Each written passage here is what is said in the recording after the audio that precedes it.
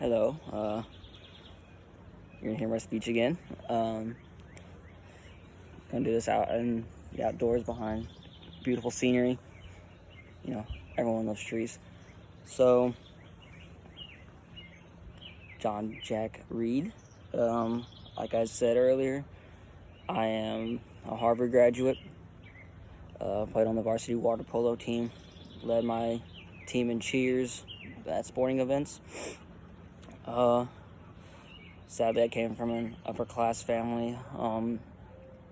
But when I became a journalist, I kind of reached out on my own, got my own thoughts, and actually went out and saw the world. And there's some things that we need to address, especially in the labor union. There's a lot of things that are going on that shouldn't be happening, and we need to put a stop to it. These things include child labor. Why are we putting our future at risk? Why are we doing all these things to these kids when they should be in school, getting an education and working for the future instead of working in these dangerous factories? It ain't worth it. Like I said earlier, Rosa's the next generation, and it's sad seeing kids her age and younger working and being killed. It's horrible. What if your kids was in that environment? You wouldn't want them to be. So why are we putting them there? Second, everyone needs to gain, the better wages. We address that very hard. I think one possibility that could help, minimize the stress on this is the minimum wage policy that we're proposing. It's a bill. I feel that if we make it state by state or by region, it'd be much better because, I don't want these business owners setting the minimum wage pay because, they set it low and then they get all the money. I feel like it needs to be up to the state to set this because they can monitor it better. And if, if an owner violates that, then they're able to put a stop to it and help out. We need to also shorten the work hours. If we are able to shorten the work hours, we'd see more productivity out of our people. All these people are working more than 10 hours a day. We need to put a stop to that. 8 hours, that's, far enough. And also, I forgot to mention this in my speech because I was a limited amount of time. If they do work over the 8 hours, they are guaranteed that money. It's kind of like, I don't know what you call it, like overtime or something like that, where if a man decides to stay longer to get his job done, stays over that 8 hours, he should be allowed to stay clocked in, get that job done, and get paid for it, and not get it taken out. It's a guaranteed money that he's making for his family. If he's risking his life and he's busting his butt for his family, he should be able to get that money. Heck, maybe the business, says, hey, we're going to have, you can stay work from these dates. You can stay as long as you want. You stay as long as you need. Maybe set an hour, be like, hey, if you want to stay an extra hour and work, you can do that. And we'll give you that money. So that's something to be brought up. Better work conditions. I mean, all these kind of include it. But also, better safety regulations, safety conditions. Some of these factories are dirty, It's more risk for a disease. The Spanish flu, we just got over the Spanish flu. We don't want another risk for it. I feel like that's a good thing, that should be brought up. Maybe not a law, but, just be like, hey, clean this place up. Maybe a safety inspector walks through, a health inspector walks through, and like, clean it up, put some guardrails or some safety fences above all these heavy machineries because people are going in there, they're working X machine, they get sucked in, they get killed. It's a sad truth that's happening in this world, in this country. But, that's what's happening, and, we need to kind of, put a stop to it. Last thing I want to point out is equal job opportunities for everybody. I don't care if you're race, gender, ethnicity. If you're willing to work hard, we need to do something for it. Also, I have to mention the child labor. 16 years old or older. You start out at 16 years old, no younger. Anyway, back to equal job opportunities. it's what else needs to be said about it? People need to have an equal chance of getting a job. You're willing to work. So many people are out here willing to work. Women, African Americans, Native Americans, a poor white male, everybody. If you are willing to work, you should have that job. And then you go on that job and you bust your tail off working. Maybe you get a raise after a certain amount of months. But if you're willing to work your tail off and make money for your family and support your family, you deserve the job. Instead of some guy who's, rich and he already, he doesn't need a job. He walks in and they're like, oh, we're going to give it to him because he's set. No, you should be giving to these people that are not set and they need the money security to give to these families. Those are the people that need these jobs. But again, if you're willing to work and you're willing to work hard, you should have the same equal job opportunity as the people in the upper class. Some goals some points I need to point out here. So we need to abstain the roots before we expand.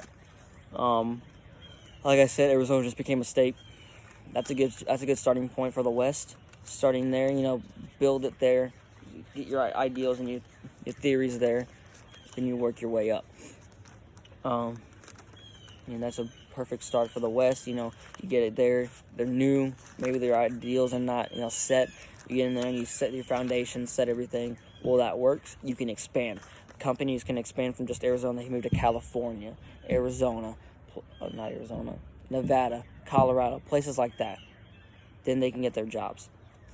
Something to think about, In New York, the Industrial Revolution basically, started here. And what I mean by that is there was no violence or whatever. There was just a boom in revolution. We were working with more steel, more iron.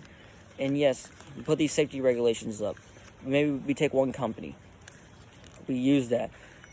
And then workers are like, oh, other business guys see this and you're like, oh, they're making more money from this. We should start doing that.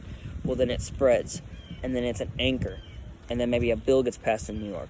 Well, we could take that and then spread it, especially in the South. The South is very poor. The Reconstruction it's at its peak right now. They're in the middle of Jim Crow. African Americans are being held down. Will we take these theories and take them down to the South? Slowly but surely you'll be able to see, well, hey, this business is doing really well for itself, They're getting a lot of workers. Well, they need competition. So another business comes down, and then more, and then more.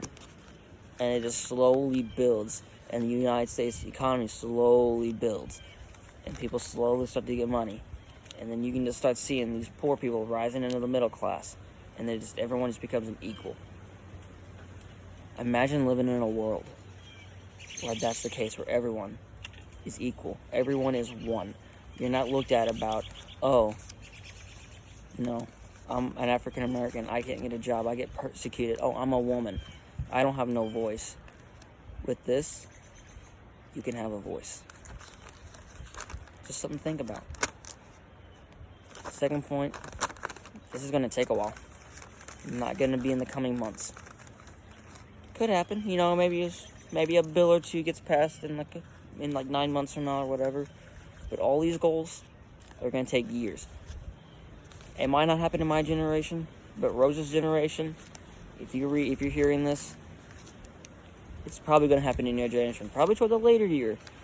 But I'm hoping, if all this works out, you'll be alive to see this and then look back and go, I was at the beginning of it. I was at the talks of it. I lived through the progress. What better way? I'm not doing this for me. I'm doing this for my kids and my kids' kids. What I would love to hop in a time machine of some kind and go 100 years from now and see what the world's like and look and see, oh, women are running businesses. African Americans are on equal playing ground as everyone else. Everyone is equal.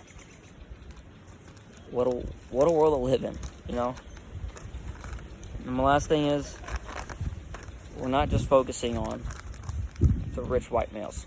We're not focusing on the white males. Everybody. Everyone is equal. God created everyone equal.